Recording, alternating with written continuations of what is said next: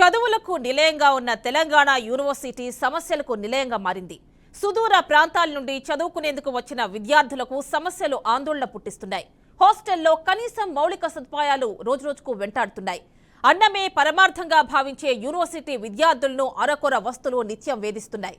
తెలంగాణ యూనివర్సిటీలో దర్శనమిస్తున్న సమస్యలపై మరింత సమాచారాన్ని మా కరెస్పాండెంట్ ధనుంజయ్ అందిస్తారు.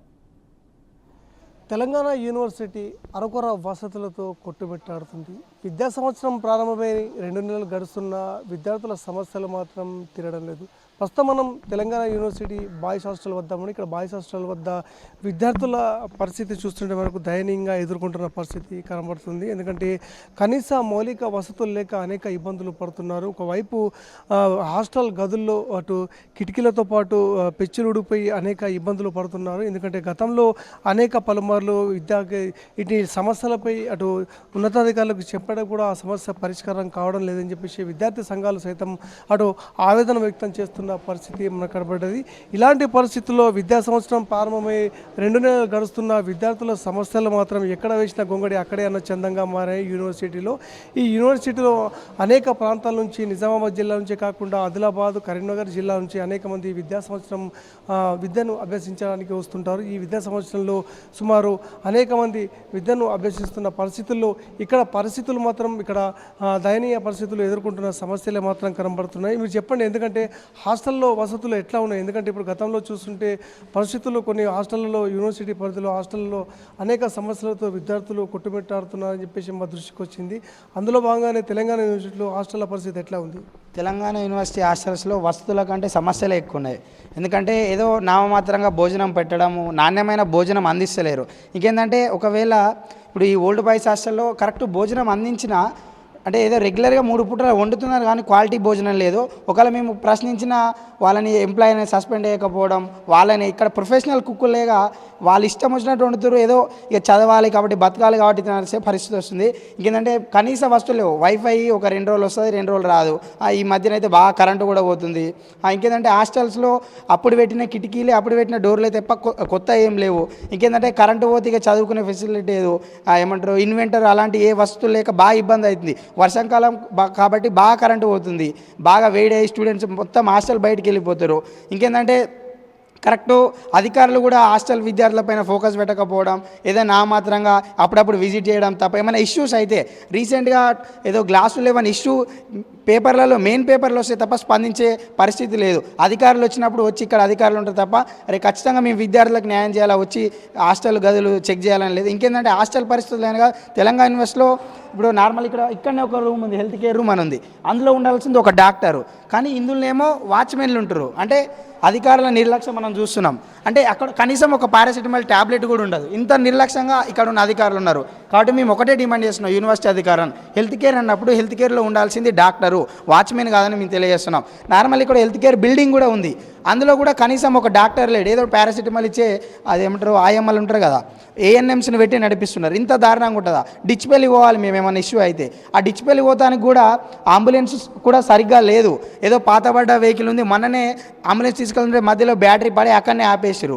ఏమైందంటే వీసీ లేడు కాబట్టి మనకు అంబులెన్స్ రాదు.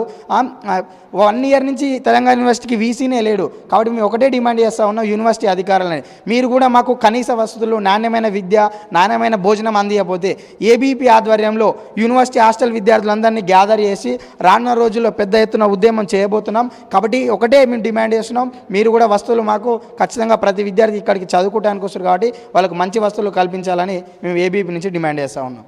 సో ఇది మనం చూస్తున్నాం. ఎందుకంటే యూనివర్సిటీ ఇటు సమస్యలే ఏకరువు పెడుతున్నారు. విద్యార్థి సంఘాలతో పాటు విద్యార్థులు కూడా అదే కోవలో చెందుతున్నారు.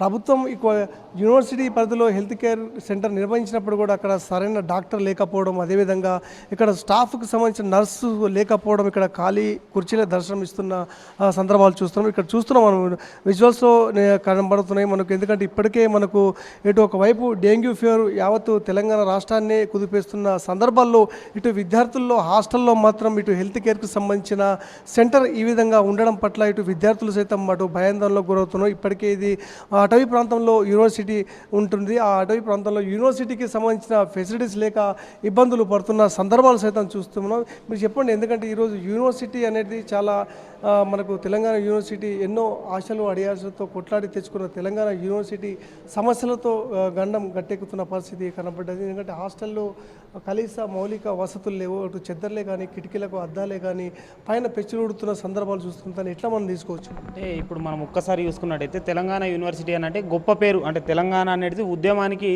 మనము దేశానికి ఊహించినాం తెలంగాణ అంటే ఏంటిదో. కానీ ఆ పేరు మీద వచ్చినటువంటి తెలంగాణ యూనివర్సిటీ ఈరోజు తెలంగాణ యూనివర్సిటీలో సమస్యలు చాలా ఉన్నాయి. ఒకటి కాదు, మస్తున్నాయి చాలా. అంటే ఇక A to Z అని చెప్పుకోవచ్చు. అదేవిధంగా నిన్నటికి నిన్న ఒక మా విద్యార్థి ఏం చేసిందంటే వాలీబాల్ ఖరాబ్ అయిపోయింది సార్ అని ఒక ప్రొఫెసర్ దగ్గరకు పోతే, ఇన్ఛార్జ్గా ఉన్న ఒక ఏంటిది హెచ్ఓడి దగ్గరకు పోతే ఆయన ఏమంటాడంటే నువ్వు సమస్య రిజిస్ట్రార్ దగ్గర తీసుకుపోతావా అని ఇట్లా చదువు చెప్పవలసిన వాళ్ళే, అంటే మంచి బుద్ధులు నేర్పవలసిన వాళ్ళే ఏం చేస్తూ ఉన్నారంటే భయభ్రాంతులకు గురి చేసి విద్యార్థులని భయపెడతా ఉన్నారు. తెలంగాణ యూనివర్సిటీలో కోట్ల వ్యవస్థ నడుస్తుంది. ఒక విద్యార్థికి యూనివర్సిటీ పరంగా అంటే కోట్ల వ్యవస్థ నడిచినప్పటికీ ఇక్కడ మౌలిక వసతులు కల్పించలేకపోతూ ఉన్నారు. దీన్ని విద్యార్థుల పక్షాన మేము ఏం చేస్తాం అంటే ఒకవేళ ఇదే కనుక మళ్ళీ రిపీట్ అయితే విద్యార్థుల పక్షాన మేము రోడెక్తాం. అదేవిధంగా గ్రౌండ్ ఫెసిలిటీస్ ఉన్నాయి. తెలంగాణ యూనివర్సిటీ అంటే అడ్డగోలుగా ఎవడో వస్తాడు, ఎవడో కారు పట్టుకొని వస్తాడు, ఎవడో బండి పట్టుకొని వస్తాడు, ఐడెంటిటీ కార్డు ఉంటే కానీ లోపలికి రాని, మొత్తం ప్రహారీ ఉన్నప్పటికీ గేట్ ఒకటే ఎంట్రెన్స్ ఉన్నప్పటికీ ఎవడో వస్తాడు, ఎవడో పోతాడు. ఇది ఒక పార్క్ అయిపోయింది. తెలంగాణ యూనివర్సిటీ అనేది ఒక పార్క్ అయిపోయింది. ఎంసీఏ డిపార్ట్మెంట్లో కంప్యూటర్లు లేవు సార్ అని అంటే అది మనకు బడ్జెట్ అది కాదు అని రిజిస్టర్ అంటారు. ఇక విద్యార్థులకు మౌలికంగా మనకు విద్యా వ్యవస్థ మనం మంచి చదువు కల్పించలేని స్థితిలో తెలంగాణ యూనివర్సిటీ ఉన్నది. ఒకవేళ కనుక ఇవి మళ్ళీ రిపీట్ అయితే విద్యార్థుల పక్షాన అఖిల భారతీయ విద్యార్థి పరిషత్ మేము కంపల్సరీ రోడెక్తాం. విద్యార్థులం అందరం మా గొంతును వినిపిస్తాం. తెలంగాణ మొత్తం వినిపించేటట్టు చేస్తాం. ఇది మనం ప్రస్తుతం చూస్తున్నాం. ఎందుకంటే తెలంగాణ యూనివర్సిటీ పరిధిలో ఒక్కొక్కరు సమస్య మాత్రం లేవనెత్తుతున్నారు. ఎందుకంటే అనేక మంది విద్యార్థులు తమ విద్యను అభ్యసించడానికి సుదూర ప్రాంతాల నుంచి సైతం వస్తుంటారు. ఎందుకంటే ఈ పరిస్థితుల్లో ఇక్కడ సమస్యలు మాత్రం ఎక్కడ వేసిన గొంగడి అక్కడే అన్న చందంగా మారాయి. మీరు చెప్పండి, ఇప్పుడు చూస్తున్నాం. ఎందుకంటే మీరు ఎక్కడి నుంచి వచ్చారు చదువుకోవడానికి, ఏం చదువుకుంటున్నారు, ప్రస్తుతం ఇక్కడ సమస్యలు ఎట్లా ఉన్నాయి? అందరికి నమస్తే. నా పేరు Sai Kumar, Telangana university ABV president. నేను బైన్సా ప్రాంతం నుంచి ఈ యొక్క తెలంగాణ యూనివర్సిటీకి చదువుకోవడానికి వచ్చాను. గత 4 సంవత్సరాల నుంచి చూస్తున్నాను ఏ యొక్క అధికారి కూడా ఈ యొక్క యూనివర్సిటీ సమస్యలపైన దృష్టి సాధించకపోవడం, ఈలో ఉన్న సమస్యల్ని ఎవరైతే విద్యార్థులు దాన్ని బయటకు తీసుకొస్తున్న సమయంలో కూడా వాళ్ళని బెదిరించడము. మొన్ననే స్పోర్ట్స్ మెటీరియల్స్ బాలేవని ఈ యొక్క మొన్న వచ్చిన అధికారులకు విన్నవించుకుంటే అక్కడ ఉన్న డైరెక్టర్ దగ్గరికి పిలిచి మరీ కాల్ చేసి పిలుచుకొని మరి ఆ విద్యార్థిని నువ్వు ఎందుకు కంప్లైంట్ ఇచ్చినామని చెప్పినారు. అలాగే మేము చాలాసార్లు అంబులెన్స్ కావాలని చెప్పినాము, కానీ ఇప్పటికి కూడా ఉన్నత అధికారులు కానీ రిజిస్టర్ కానీ పట్టించుకోకపోవడం, చెప్పిన సమస్యని మళ్ళీ చెప్పడం జరుగుతుంది. వినతి పత్రం ఇచ్చాము, ధర్నాలు చేశాము, కనీసం ఇప్పటికి కూడా వాళ్ళు రెస్పాండ్ కాకపోవడం కాకుండా అలాగే యూనివర్సిటీలో ప్రతి రూమ్కి టేబుల్ చైర్ కావాలని చెప్పినాం. అయినా కూడా ఈ యొక్క యూనివర్సిటీలో ఈ ఓల్డ్ బాయ్స్ హాస్టల్లో కానీ న్యూ బాయ్స్ హాస్టల్లో కానీ గర్ల్స్ హాస్టల్లో కానీ కనీసం ఒక విద్యార్థికి చదువుకోవడానికి టేబుల్ అలాగే చైర్ లేకపోవడం జరుగుతున్నది. అలాగే ప్రతి యూనివర్సిటీలో ఈ యొక్క ఎంసీఏ అనేది ఒక ఇంజనీరింగ్ కోర్స్ కాబట్టి వాళ్ళకు 100% ఈ యొక్క కంప్యూటర్స్ కావాలి.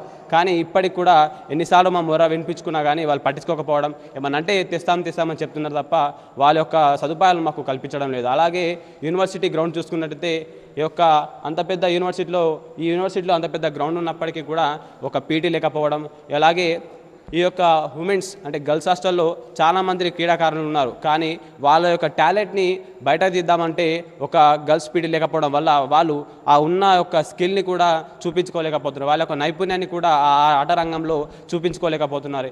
ఎన్ని సమస్యలు చెప్పుకున్నా కానీ గర్ల్స్ హాస్టల్లో సమస్యలు ఉన్నా కూడా బయటికి రాకుండా ఆ యొక్క వార్డెన్ కానీ చీఫ్ వార్డెన్ కానీ వాళ్ళ యొక్క విద్యార్థి మీద ఫోర్స్ పెడతా ఉన్నారు. బయటకు వస్తే మీ మీద కంప్లైంట్ ఇస్తాము, పోలీస్ కంప్లైంట్ ఇస్తామని చెప్తా ఉన్నారు. అలాగే యూనివర్సిటీలో ఈ యొక్క హెల్త్ సెంటర్లో కానీ అక్కడ ఉన్న హెల్త్ సెంటర్లో కానీ ఒకటే నర్స్ ఉంటుంది. ఆమె ఆ యొక్క డాక్టర్ సమయం ఏంటంటే సాయంత్రం 6 గంటలకు వస్తామని చెప్తుంది. అంటే పొద్దున్న నుంచి ఉండదు, మళ్ళీ 6 గంటలకు వచ్చినా కూడా 8 గంటలకు వెళ్ళిపోతూ ఉంటుంది. మిగతా సమయంలో ఏమైనా అయితే అంబులెన్స్ కూడా కరెక్ట్ ఉన్నది, ఆ డ్రైవర్ కూడా కరెక్ట్ ఈ యూనివర్సిటీలో ఉంటాడు, ఎక్కడో విలేజ్లో ఉంటాడు. మాకు సమస్య అన్నప్పుడు అతను ఏదో 10 నిమిషాల ముంగట వస్తామని చెప్తారు, కానీ అంత లోపలే విద్యార్థులకు ఏమైనా అయితే ఎవరు పట్టించుంటారు. ఈ యొక్క యూనివర్సిటీలో చూసుకుంటే ఎక్కడ చూసినా పచ్చదనమే ఉంటుంది. ఈ యొక్క విషపూరిత పాములు కానీ తేళ్లు కానీ ఉంటాయి. కనీసం స్ట్రీట్ లైట్లు కూడా ఇప్పటికీ మంచిగా లేవు. ఎన్నిసార్లు మా ప్రాబ్లమ్స్ మేము రిజిస్టర్ గారికి చెప్పుకున్నా కూడా అతను పట్టించుకోకపోవడం జరుగుతూ ఉన్నది. అలాగే ఈ యొక్క సమస్యల్ని రిజిస్టర్ కానీ ఉన్నత అధికారులు కానీ పట్టించుకోకపోతే రానున్న రోజుల్లో అఖిల భారతీయ విద్యార్థి పరిషత్ నుంచి పెద్ద ఎత్తున ధర్నా చేస్తామని, ముట్టడిస్తామని హెచ్చరిస్తా ఉన్నాం. సో మీరు చెప్పండి, ఎందుకంటే ఈరోజు చూస్తున్నాం ప్రధాన సమస్యలు మనకు ఇక్కడ కనబడుతున్నాయి, కట్టొచ్చినట్టు కనబడుతున్నాయి. రూమ్లో చూస్తుంటే ఫెసిలిటీస్ సరిగా లేవు. ఒకవైపు పెచ్చురోడ్డు పైన గోడలు చూసినాం, అదేవిధంగా ఎలక్ట్రిక్ సంబంధించిన కరెంట్ షాక్ ఎక్కడ ముడితే తగులుతుందన్న పరిస్థితి అక్కడ ఉంది. దాంతోపాటు సరైన బెంచ్ వసతులు లేవు. ఈ పరిస్థితుల్లో ఎట్లా చదవాలని మీకు ఎట్లా అనిపిస్తుంది? ఫస్ట్ ఇక్కడ ఈ హాస్టల్ పరిధిలో చూసుకుంటుంటే ఫస్ట్ నాణ్యమైన ఫుడ్ లేదు. మెస్ చూసుకుంటే మరీ ఘోరంగా ఉన్నది, అది క్లీన్గా లేదు. విద్యార్థులందరూ అనారోగ్యం పాలయ్యే అవకాశం ఉంది. ఇక్కడ చూసుకుంటే హెల్త్ కేర్ లేదు. బయట హాస్పిటల్ హెల్త్ కేర్ ఏదైతే ఉన్నదో అందులో మెడిసిన్స్ సరిగా లేవు. విద్యార్థులకి చదువు ఎంత ఇంపార్టెంటో అలాగే క్రీడలు కూడా అంతే ఇంపార్టెంట్. గ్రౌండ్ చూసుకుంటే గ్రౌండ్ సరిగా లేదు. అదేవిధంగా మెస్ చాలా గలీజ్గా ఉన్నది. ఒకసారి చూస్తే మాత్రం మీరు అందులో ఎట్లా తింటుర్రు అని ఆలోచన అయితే మీకు ఖచ్చితంగా వస్తుంది. అనారోగ్య పాలవుతుంది. చాలా రూమ్స్ అనేది చాలా గలీజ్గా ఉంటుంది. అందులో ఉండాలన్నా సరే మాకు ఉండబుద్ధి కావట్లేదు, అంత గలీజ్గా ఉంటుంది. దాన్ని పట్టించుకునే వాళ్ళు లేడు. ఫస్ట్ అది చీఫ్ వార్డెన్కి లెటర్ ఇచ్చినాం, చాలాసార్లు వినతి పత్రాలు ఇచ్చినప్పటికీ పట్టించుకోవడం అనేది జరుగుతలేదు. ఇక కరెంటు విషయానికి వస్తే ఎలక్ట్రిక్ వర్షాకాలం ఇది ముందే, వర్షాకాలంలో లీకేజ్ అవ్వడం కానీ ఎక్కడ పట్టుకుంటే మొత్తం వైర్లు బయట చూస్తుంటే వైర్లు మొత్తం బయటనే ఉంటుంది. అది చాలా ప్రమాదవశాత్తుగా మారుతుంది. సో ఇది మనం చూస్తున్నాం, ఎందుకంటే భయం గుప్పెట్లో విద్యార్థులే ఉన్నారని చెప్పొచ్చు. ప్రస్తుతం మనం హాస్టల్కు సంబంధించిన గదికి వెళ్ళే ప్రయత్నం చేద్దాం. అక్కడ కనీస వసతులు ఎట్లా ఉన్నాయి, దాంతోపాటు ఇక్కడ ఎందుకంటే ఎంతోమంది ఇక్కడ చాలామంది విద్యార్థులు ఉన్నత చదువులను ఉన్నత శిఖరాలకు ఎదిగేందుకు తెలంగాణ యూనివర్సిటీలో విద్యను అభ్యసిస్తుంటారు. ఈ విద్యా సంవత్సరం 2 నెలలు కావస్తుంది. 2 నెలలు కావస్తున్నప్పుడు కూడా హాస్టల్లో సమస్యలు మాత్రం ఎక్కడ వేసిన కొంగడి అక్కడైనా చందంగా మారుతున్నాయని చెప్పేసి విద్యార్థి సంఘాల నాయకులు ఇక్కడ ఆవేదన వ్యక్తం చేస్తున్నారు. గతంలో రెండు నెలల నుంచి ప్రారంభమైన విద్యా సంవత్సరంలో ఇప్పటికే ఈ విద్యా సంవత్సరంలో ఎలాంటి సదుపాయాలు లేక కొట్టుమిట్టాడుతున్నామని చెప్పారు. మొన్ననే జరిగిన సంఘటన దీనికి ఉదాహరణ. యావత్తు తెలంగాణ రాష్ట్రంలో అనేక యూనివర్సిటీల పరిస్థితి ఇలానే ఉన్నప్పుడు కూడా తెలంగాణ యూనివర్సిటీ నిజామాబాద్లో సైతం ఇదే పరిస్థితి మధ్యలో కొట్టుమిట్టాడుతుంది. గోడలకు పెచ్చులు ఊడిపోయి అనేక ఇబ్బందులు పడుతున్నారు. కిటికీలకు అద్దాలు లేక విద్యార్థులు విద్యను అభ్యసిస్తున్నారు. అదేవిధంగా కొన్ని కిటికీలకు విద్యార్థులు తమ గోడలకు కట్టి ఇటు చూస్తున్న పరిస్థితి మనకు కనబడ్డది. సో ఏది ఏమైనా చూస్తుంటే తెలంగాణ యూనివర్సిటీ మాత్రం ఇక్కడ ఇది ప్రస్తుతం మనం వాటర్కు సంబంధించిన క్యూరింగ్ చేసేది. ఇక్కడ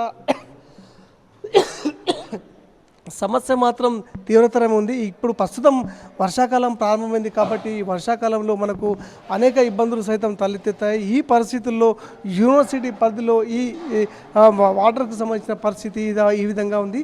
ఇలా చూస్తుంటే మనకు అనేక సమస్యలు మాత్రం కొట్టుమిట్టాడుతున్నాయని చెప్పొచ్చు. ప్రధాన సమస్యలతో విద్యార్థులు ఇప్పటికే అనేక ఇబ్బందులు పడుతున్నప్పటికీ వీటి సమస్య పరిష్కరించాలని చెప్పేసి అంటూ కోరుతున్నారు. సో ఇది మనం ఎందుకంటే ఇక్కడ మన ప్రస్తుతం ఇక్కడ మెస్ సెంటర్లు ఉన్నాం. ఈ మెస్ సెంటర్లో ప్రస్తుతం ఎట్లా ఉంది పరిస్థితి, అసలు ఏం చేయాలనుకుంటారు? మనం చూసుకున్నట్టయితే అందరికీ నమస్తే, నా పేరు Sameer, Telangana university ABVP joint సెక్రటరీని.